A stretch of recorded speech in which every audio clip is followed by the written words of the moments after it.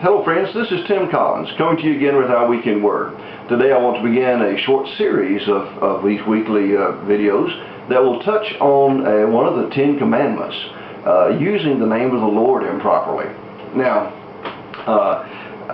those 10 commandments summarize the entire law of God, and it's important. Every one of those is an important part of it. And so we need to understand what God is talking about, because there's much more to it than not using God's name as a cuss word. Exodus 27, you shall not misuse the name of the Lord your God, for the Lord will not hold anyone guiltless who misuses his name. In fact, Jesus says in Matthew 12:36, but I tell you that men will have to give account on the day of judgment for every careless word they have spoken. There are several ways that you can misuse the name of the Lord, or use his name in vain, if you will. It means the same thing.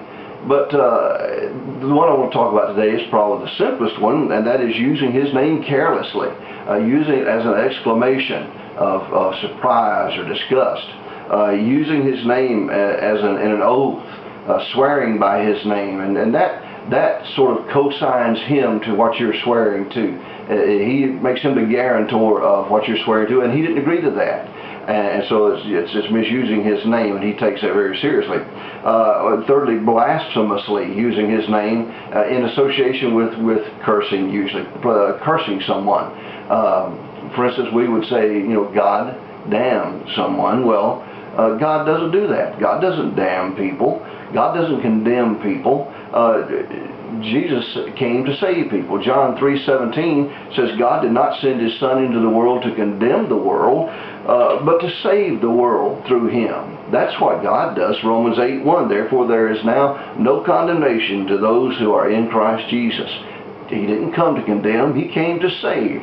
And to associate his name with condemnation, to invoke God, to curse someone, is blasphemy. It's accusatory to God. It accuses him of stuff he doesn't do, and that is blasphemous.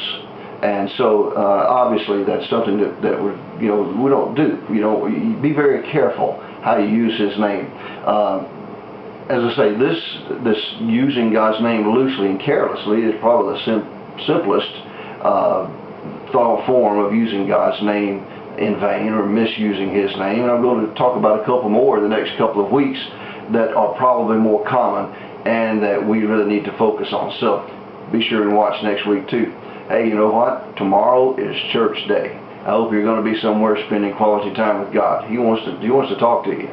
God bless you. We love you.